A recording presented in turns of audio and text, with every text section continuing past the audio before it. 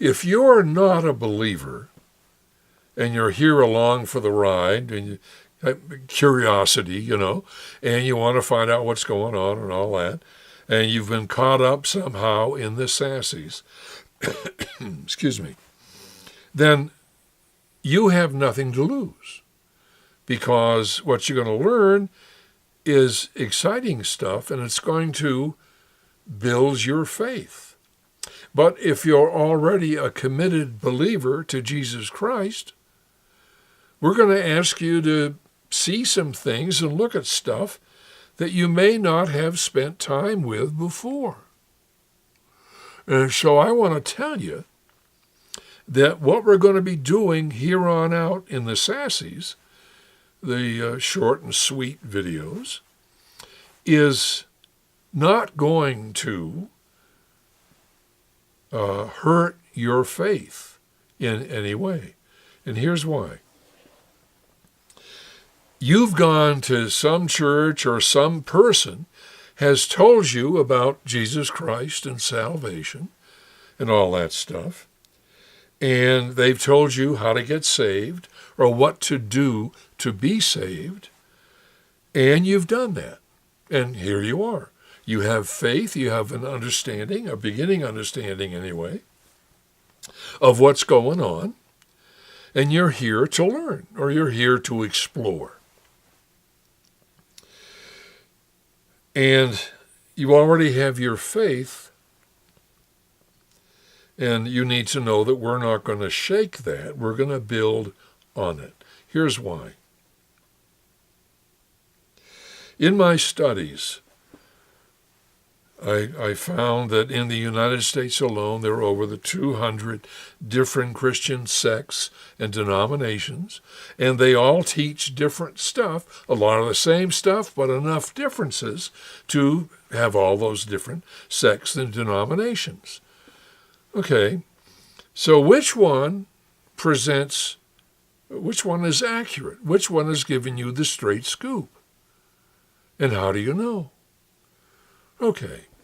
Any church or any person who shared the gospel with you, who preaches or understands the biblical Christ, has the Bible as their principal book, and interprets the Bible using the same rules they use to interpret any writing, I believe that those people in those churches are operating under God's authority, which means when you do what they say, you're going to be safe.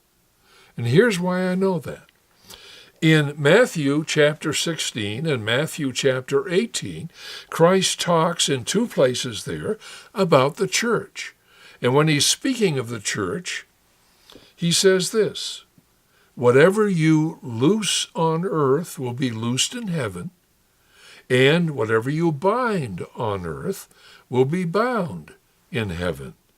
In other words, the church that I've concluded teaches the biblical Christ, has the Bible as its main book, and interprets the Bible using the same rules they use to interpret any writing, those churches are operating under God's authority.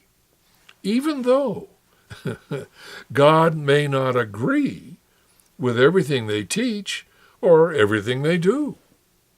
But the churches are operating under God's grace, as believers are, and by the way, non-believers are.